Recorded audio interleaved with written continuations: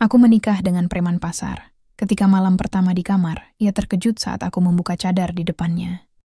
Malam itu, langit kelabu tertutup awan tebal. Hujan rintik-rintik mulai turun ketika aku melangkah keluar dari pondok pesantren. Aku mempercepat langkah, berharap bisa sampai ke rumah sebelum hujan semakin deras. Sepanjang perjalanan, pikiranku dipenuhi oleh hal-hal yang selalu mengganggu belakangan ini. Usia, status lajang, dan tekanan sosial. Aku sudah 28 tahun, usia yang dianggap matang untuk menikah di lingkungan kami. Setiap kali pulang ke rumah, ibuku pasti menyelipkan komentar-komentar halus tentang calon suami. Teman-teman seangkatanku sudah memiliki anak-anak, sementara aku masih sendiri.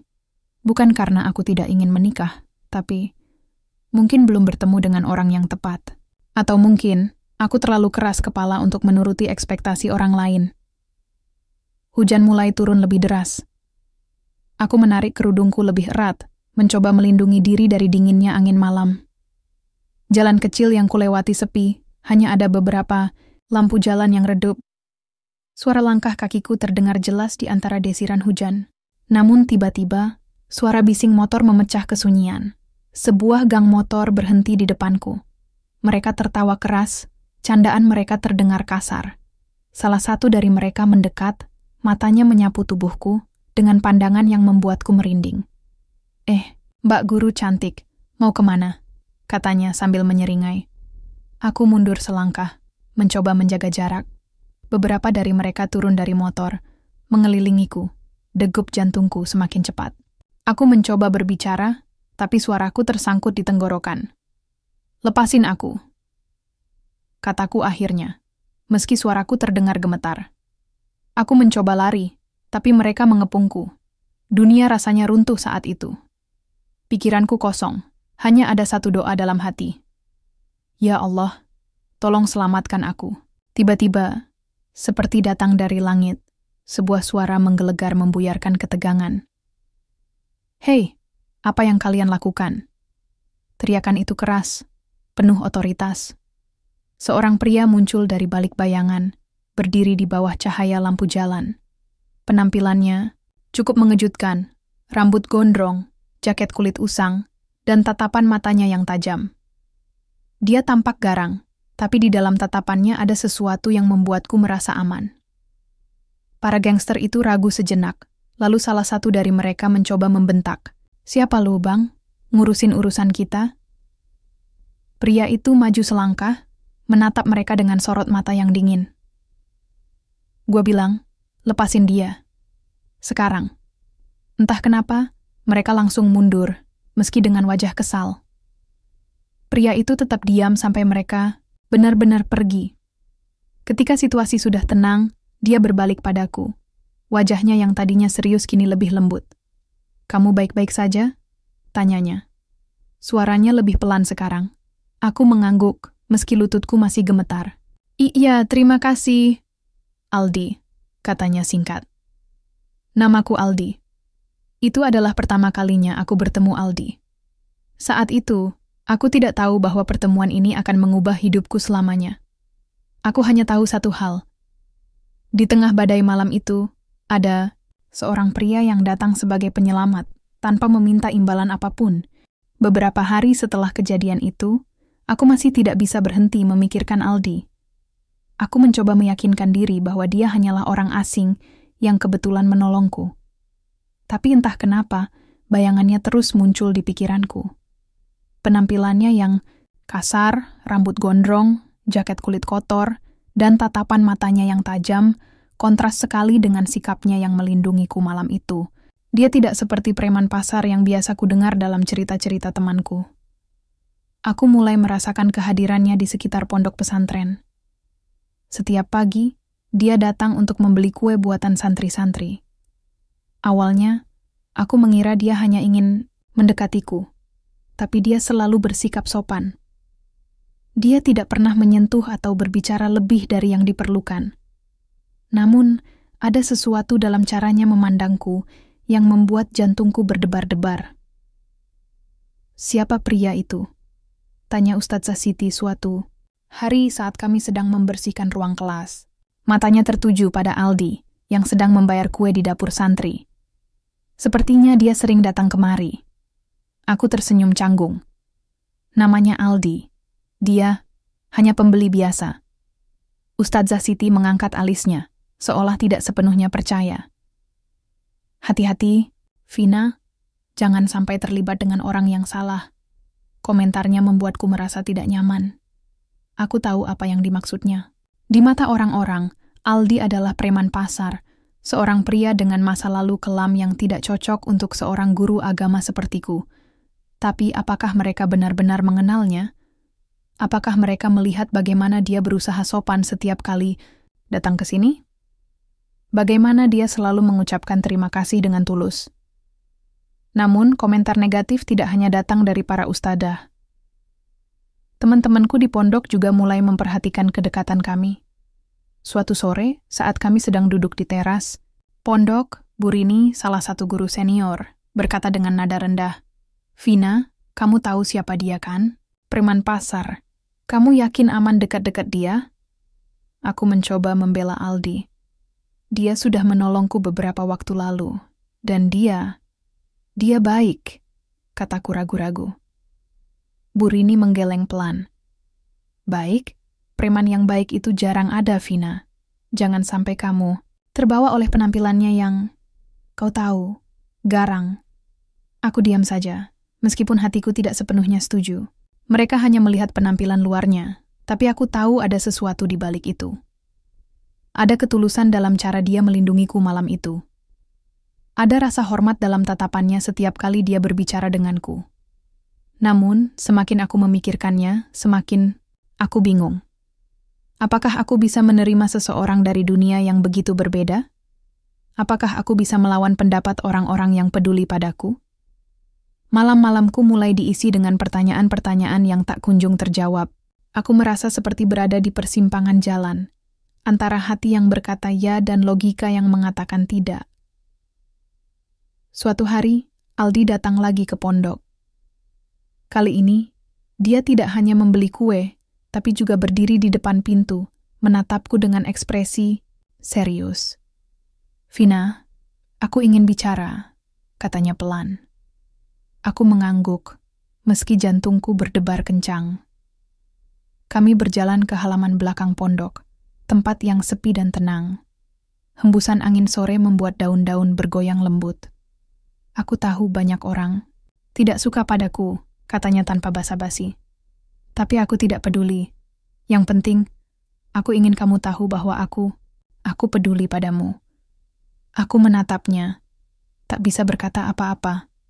Kata-katanya begitu tulus, tapi juga begitu berat untuk diterima. Aku mencintai ketulusannya, tapi aku juga takut akan konsekuensinya. "Aldi," kataku akhirnya. Suaraku bergetar. Ini tidak mudah. Banyak orang tidak akan menerimamu." Dia tersenyum tipis, seolah sudah menduga reaksiku. "Aku tahu, tapi aku tidak akan menyerah begitu saja. Kamu layak diperjuangkan, Vina." Aku menundukkan kepala, mencoba menahan air mata yang mulai menggenang di mataku. Untuk pertama kalinya, aku merasa seseorang benar-benar melihatku sebagai diriku sendiri, bukan sebagai guru agama atau perempuan lajang yang harus segera menikah. Tapi, apakah aku cukup berani untuk menerima cintanya? Hubunganku dengan Aldi semakin dekat. Setiap kali dia datang ke pondok, aku merasa ada sesuatu yang hangat di hatiku.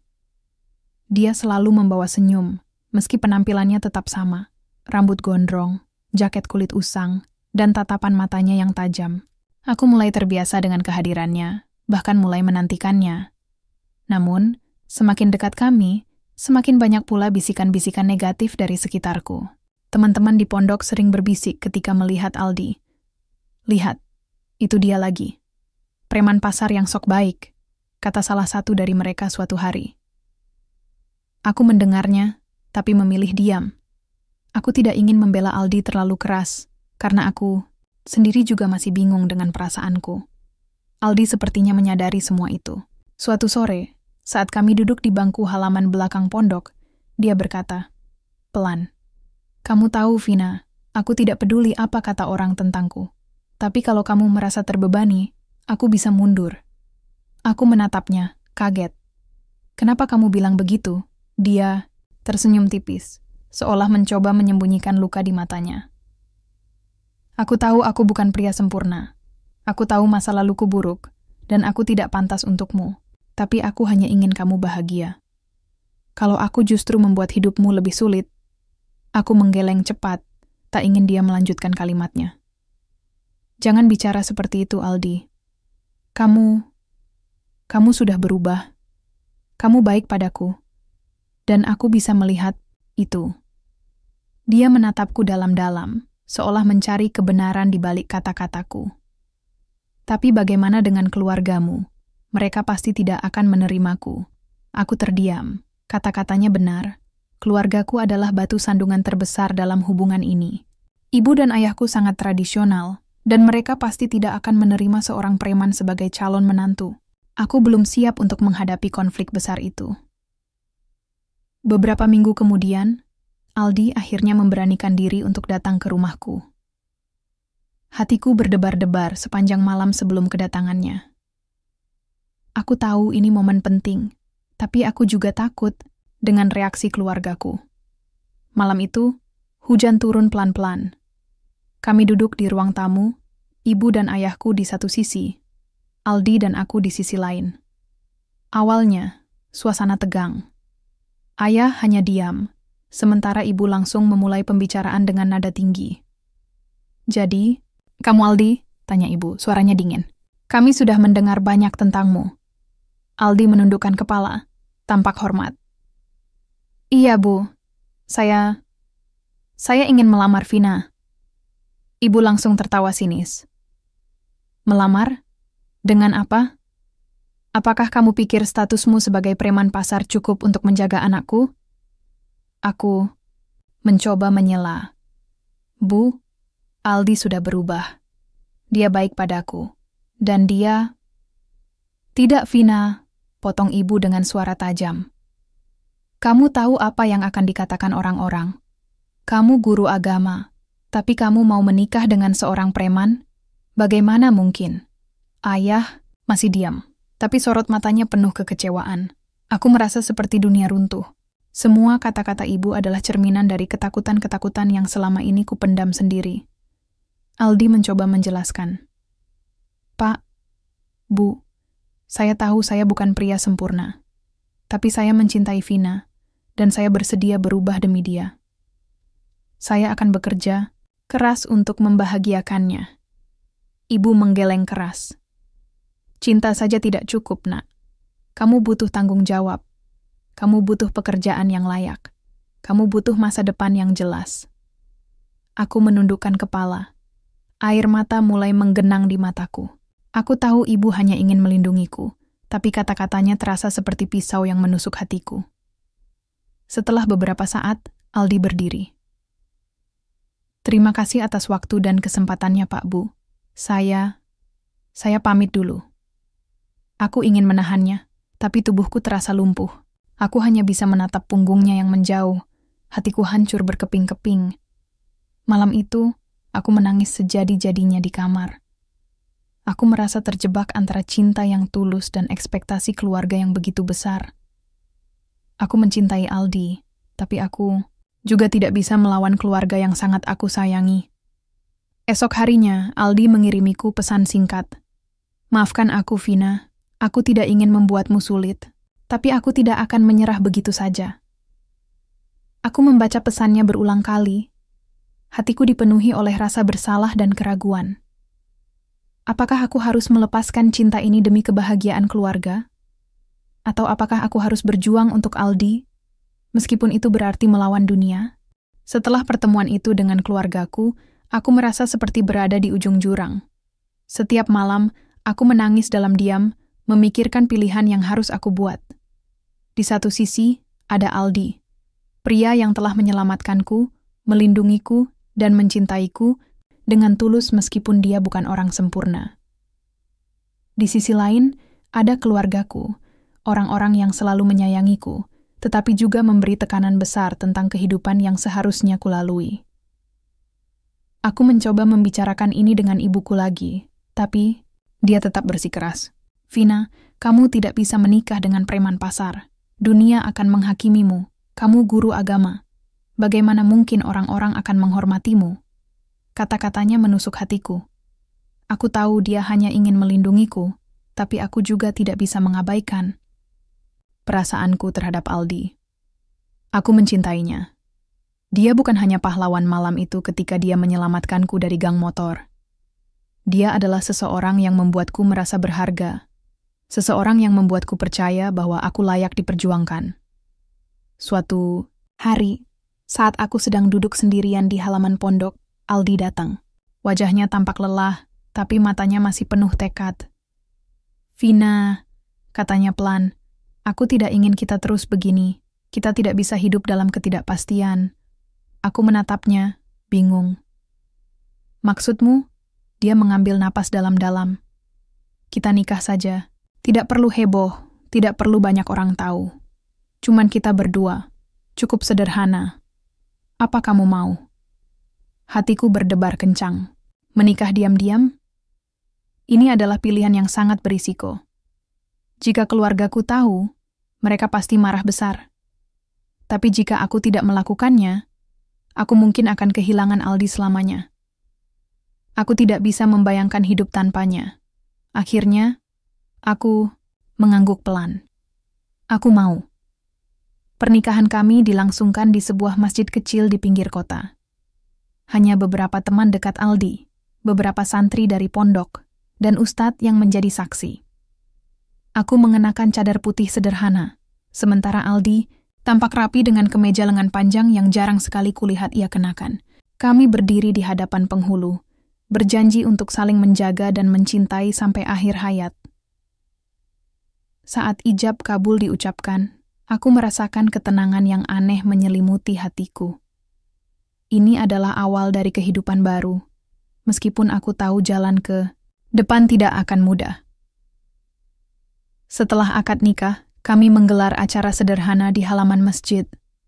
Beberapa tamu tampak kaget melihat Aldi sebagai suamiku. Mereka tidak menyangka bahwa preman pasar itu benar-benar menikahi seorang guru pesantren. Ada yang tersenyum ragu, ada yang berbisik-bisik, tapi ada juga yang memberi ucapan selamat dengan tulus. Selamat ya Vina, kata Bu Rini, salah satu guru senior pondok. Semoga kalian bahagia. Kata-katanya terdengar seperti doa, meski aku tahu dia masih punya keraguan. Aku hanya tersenyum, mencoba meyakinkan dirinya dan juga diriku sendiri bahwa ini adalah pilihan yang tepat. Malam pertama menjadi momen yang penuh ketegangan bagi kami berdua. Aku belum pernah merasakan situasi seperti ini sebelumnya. Saat Aldi membuka cadarku, dia terdiam sejenak. Matanya penuh dengan takjub, seolah-olah dia melihat sesuatu yang lebih indah daripada yang pernah dibayangkannya. Kamu lebih indah daripada yang aku bayangkan? Katanya pelan, suaranya bergetar. Aku tersenyum malu-malu, merasa hangat mendengar kata-katanya. Lalu, dia menggenggam tanganku erat-erat. Vina, aku janji akan bekerja keras untukmu. Aku tidak akan memalak pedagang lagi. Aku akan menafkahimu dengan uang halal. Air mata mulai menggenang di mataku. Aku tahu dia serius. Dia bukan lagi preman, pasar yang dulu.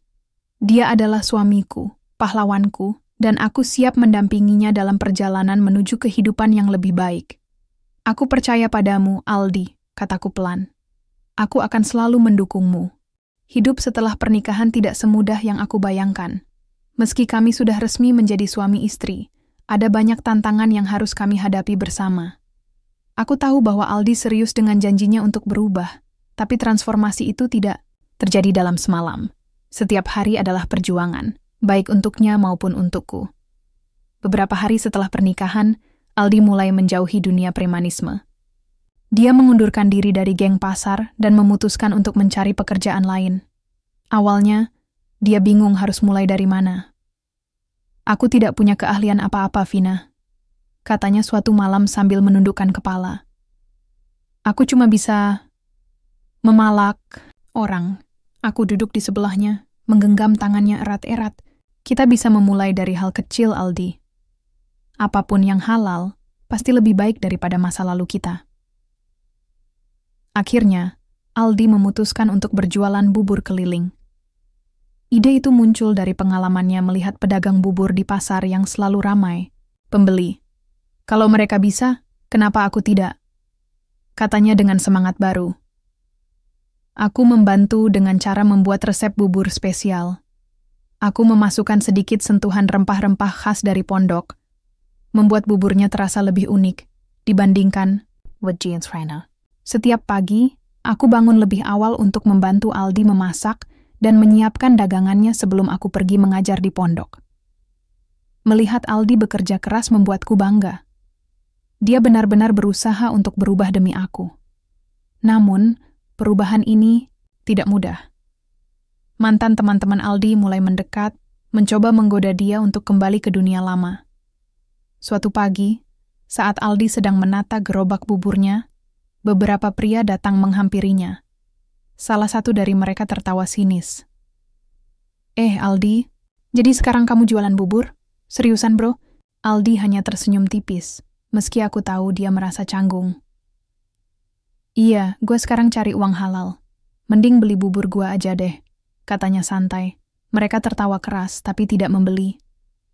"Terserah lu bang, tapi kalau lu butuh bantuan, kita masih ada di sini," kata salah satu dari mereka sebelum pergi. Aku menyaksikan semua itu dari kejauhan. Hatiku dipenuhi rasa was-was. "Apa mereka akan mencoba membujukmu lagi?" tanyaku pada Aldi saat kami pulang ke rumah. Dia menggeleng pelan. "Jangan khawatir, Vina. Aku sudah janji sama kamu. Aku tidak akan kembali ke dunia itu."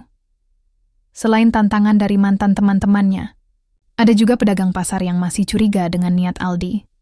Beberapa dari mereka enggan membeli bubur Aldi karena takut itu hanya trik untuk mendapatkan uang secara halus. Cuma pura-pura jualan. Nanti balik lagi jadi preman. Bisik salah satu pedagang ketika aku lewat. Aku ingin membela Aldi, tapi aku tahu kata-kataku tidak akan cukup. Yang bisa kami lakukan adalah membuktikan bahwa Aldi benar-benar telah berubah. Kami mulai memberikan diskon kecil-kecilan kepada pembeli tetap, dan Aldi selalu melayani pelanggan dengan senyum ramah. Lambat laun, orang-orang mulai percaya. Banyak yang akhirnya mengakui bahwa bubur Aldi enak dan harganya terjangkau. Suatu sore, saat aku sedang membantu Aldi membersihkan gerobak, seorang ibu paruh baya mendekati kami. "Mas Aldi, Mbak Vina, terima kasih ya buburnya. Anak-anak saya suka sekali," katanya dengan senyum tulus. Aku tersenyum lega. Itu adalah pertanda bahwa kami mulai diterima oleh masyarakat. Aldi juga tampak bahagia. "Terima kasih, Bu. Kalau ada pesanan lagi, bilang aja ya," katanya ramah. Setelah ibu itu pergi, Aldi menoleh padaku. "Lihat, Vina, perlahan-lahan, kita bisa melakukannya." Aku mengangguk, merasa optimis untuk pertama kalinya dalam beberapa minggu terakhir. Ya, kita bisa, asal kita saling mendukung. Namun, tantangan terbesar belum berakhir. Suatu malam, saat kami sedang duduk di halaman rumah kecil kami, Aldi tiba-tiba berkata pelan, "Vina, kadang aku merasa tidak pantas untukmu. Kamu pintar, alim, dan hebat. Sedangkan aku cuma bekas preman." Aku langsung menatapnya, hatiku terasa sakit mendengar kata-katanya. "Jangan bicara seperti itu, Aldi. Kamu sudah berubah. Kamu bekerja keras setiap hari, dan aku bangga padamu. Kamu pantas mendapatkan cinta dan kebahagiaan." Dia tersenyum tipis, tapi matanya masih penuh keraguan. "Aku hanya takut mengecewakanmu." Aku menggenggam tangannya erat-erat. "Aldi, kamu tidak akan pernah mengecewakanku selama kamu terus berusaha. Kita berdua sedang belajar, dan itu yang penting." Dia mengangguk pelan, lalu menarik napas dalam-dalam. "Baiklah, Vina. Aku akan terus berjuang." Hari-hari kami mulai terasa lebih ringan. Bisnis bubur Aldi berkembang perlahan, dan masyarakat pasar mulai menerima kehadirannya. Aku merasa lega melihat Aldi semakin percaya diri dengan pekerjaannya. Dia bukan lagi preman yang dulu ditakuti, tetapi seorang pedagang sederhana yang berusaha menjalani hidup dengan cara yang halal. Setiap pagi, aku membantu dia menyiapkan dagangan sebelum aku pergi mengajar di pondok. Melihat senyumnya setiap kali pelanggan memuji rasa buburnya membuat hatiku hangat. Namun, ketenangan itu tidak bertahan lama. Suatu sore, saat Aldi sedang membersihkan gerobak di depan rumah, sebuah motor besar berhenti tepat di depannya. Dua pria turun dari motor itu, teman-teman lamanya dari geng pasar. Wajah mereka dingin, tatapan mereka tajam. Jantungku berdebar kencang saat aku melihat mereka mendekati Aldi. Bang Aldi, kabarnya kamu udah jadi pedagang beneran? Kata salah satu dari mereka dengan nada sinis. Seriusan nih, gak main-main.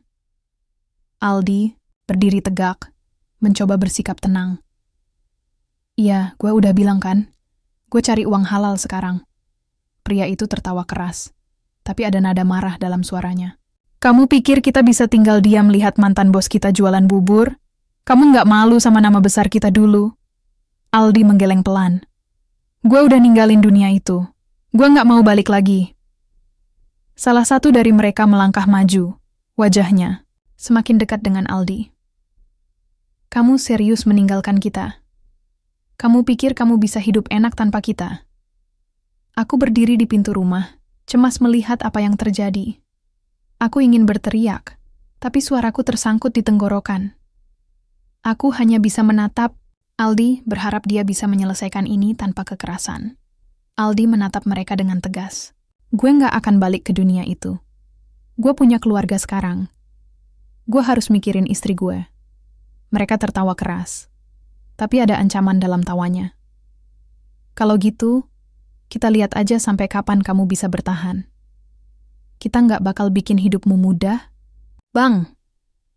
Setelah mengucapkan ancaman itu, mereka pergi dengan motor mereka, meninggalkan asap knalpot yang menyengat. Aku langsung berlari ke arah Aldi.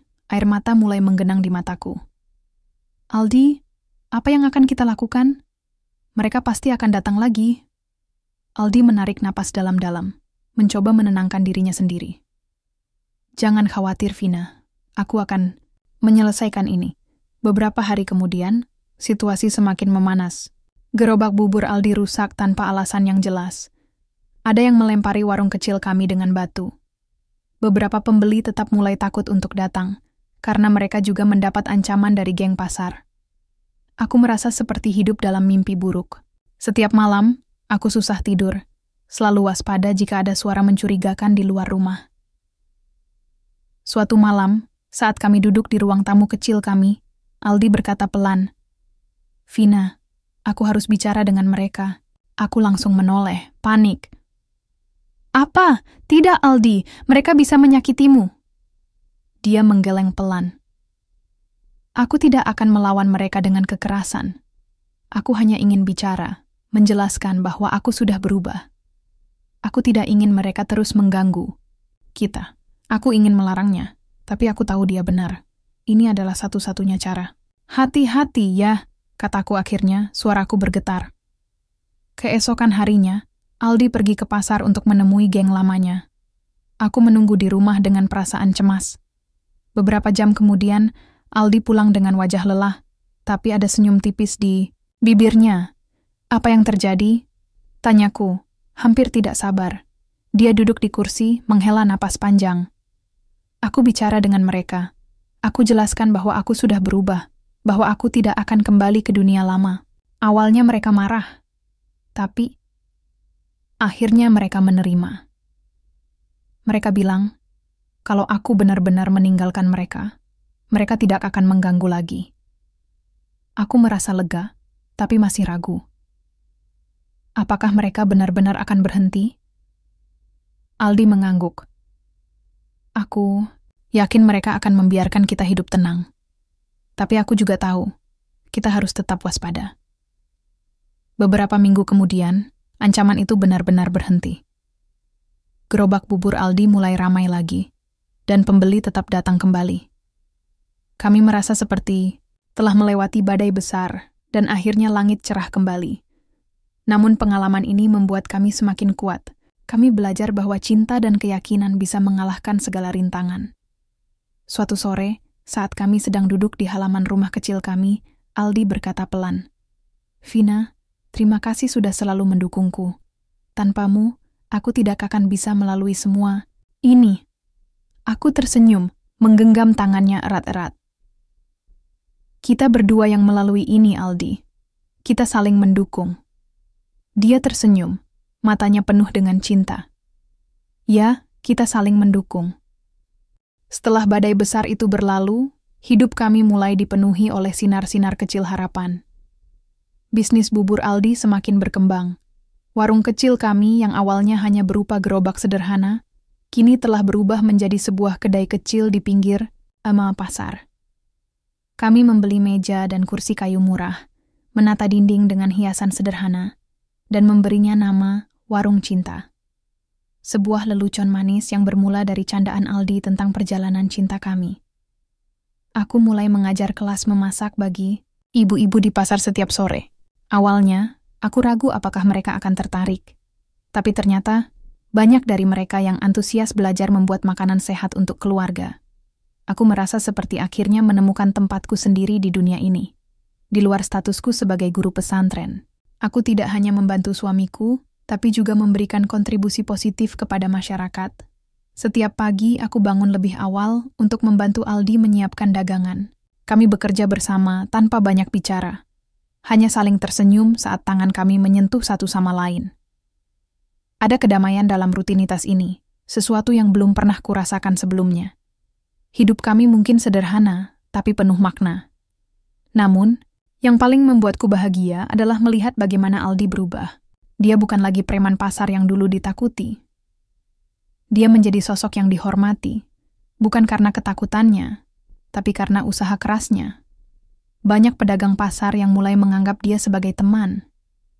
Bahkan, beberapa di antaranya sering datang ke warung kami hanya untuk sekadar ngobrol atau minta saran tentang masalah keluarga.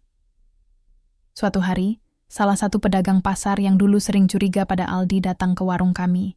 "Mas Aldi, Mbak Vina," katanya dengan senyum malu-malu. "Terima kasih ya. Gara-gara kalian, aku jadi lebih percaya kalau orang bisa berubah." Aku tersenyum, merasa hangat mendengar kata-katanya. "Kita semua bisa berubah kalau kita mau berusaha," kataku pelan. Pedagang itu mengangguk, lalu memesan semangkuk bubur. "Buburnya enak banget, Mas Aldi. Teruslah begini ya." Aldi tersenyum lebar, matanya berbinar-binar. "Terima kasih, Pak. Kita pasti terus begini." Perubahan Aldi juga mulai dirasakan oleh keluargaku. Meskipun awalnya mereka sangat menentang hubungan kami, lambat laun mereka mulai melihat bahwa Aldi benar-benar telah berubah. Ibu mulai jarang memberi komentar negatif tentang Aldi, meskipun dia masih kadang-kadang mengeluh tentang masa lalunya. Ayah, yang dulu hanya diam, kini mulai memberi senyum tipis setiap kali Aldi datang ke rumah. Suatu sore, saat kami sedang minum teh di ruang tamu rumah orang tuaku, ibu tiba-tiba berkata pelan, "Aldi, kamu sudah berubah ya. Maafkan ibu kalau dulu terlalu keras padamu." Aldi langsung menundukkan kepala hormat. "Tidak apa-apa, Bu. Saya memang pantas dihakimi dulu. Tapi saya janji, saya akan menjaga Vina dengan baik." Ibu mengangguk pelan, air mata mulai menggenang di matanya. "Terima kasih sudah mencintai anakku, Nak." Aku tidak bisa menahan air mataku sendiri. Melihat ibu akhirnya menerima Aldi adalah jawaban atas doa-doa yang selama ini kupanjatkan. Aku tahu perjalanan ini tidak mudah, tapi kami berhasil melewatinya bersama. Hubungan kami juga semakin erat. Setiap malam, setelah warung tutup, kami duduk di halaman kecil kami, menikmati angin malam sambil berbicara tentang mimpi-mimpi kami. Aldi sering bercerita tentang rencananya untuk memperluas warung, bahkan mungkin membuka cabang di tempat lain. Aku mendengarkan dengan senyum, merasa bangga pada suamiku. "Vina," katanya suatu malam sambil menatap bintang-bintang. "Kalau kita punya anak nanti, aku ingin dia tumbuh di lingkungan yang baik. Aku ingin dia bangga punya ayah seperti aku." Aku meraih tangannya, hatiku dipenuhi oleh rasa cinta yang tak terhingga. "Dia pasti akan bangga, Aldi. Kamu sudah melakukan hal-hal luar biasa. Kamu sudah membuktikan bahwa cinta bisa mengubah segalanya." Dia tersenyum, matanya penuh dengan harapan. "Ya, cinta kita sudah membawa kita sejauh ini. Dan kita masih punya jalan panjang untuk dilalui. hari-hari terasa semakin cerah. Warung kami, yang awalnya hanya sebuah gerobak sederhana, kini telah menjadi tempat berkumpul bagi warga pasar. Mereka datang tidak hanya untuk menikmati bubur spesial Aldi, tapi juga untuk berbagi cerita dan tawa. Setiap pagi, aku membantu Aldi di warung sebelum pergi mengajar. Melihat senyum pelanggan dan mendengar mereka memuji masakan kami, membuat hatiku dipenuhi oleh rasa syukur. Namun, ada satu hal yang membuat hidupku semakin lengkap. Aku sedang menanti kelahiran anak pertama kami. Perutku mulai membesar, dan setiap kali aku merasakan tendangan kecil di dalam sana, aku tersenyum sendiri. Ini adalah anugerah yang tak terduga, bukti bahwa cinta kami tidak hanya memperbaiki kehidupan kami berdua, tapi juga membuka babak baru dalam kehidupan kami. Suatu sore, saat aku sedang duduk di bangku depan warung, Aldi datang membawa teh hangat untukku. Dia duduk di sebelahku, menatap perutku dengan pandangan penuh keajaiban. Dia pasti akan jadi anak yang hebat, katanya pelan, suaranya penuh harapan. Aku tersenyum, meraih tangannya. Dia akan punya ayah yang luar biasa. Aldi tertawa kecil, tapi matanya berbinar-binar. Kamu yakin? Aku kan cuma mantan preman pasar. Kamu lebih dari itu, kataku tegas. Kamu adalah pahlawan kami, Aldi. Kamu sudah membuktikan bahwa orang bisa berubah jika dia punya cinta dan tekad. Dia mengangguk pelan, lalu menatap langit sore yang mulai berwarna jingga. Dulu, aku pikir hidupku sudah habis. Tapi sekarang, aku merasa seperti punya segalanya. Kamu, warung ini, dan sebentar lagi anak kita. Ini lebih dari yang pernah aku bayangkan. Beberapa bulan kemudian, anak pertama kami lahir. Seorang bayi laki-laki dengan pipi tembam dan mata yang persis seperti Aldi. Kami memberinya nama Raffi, yang berarti tinggi atau mulia.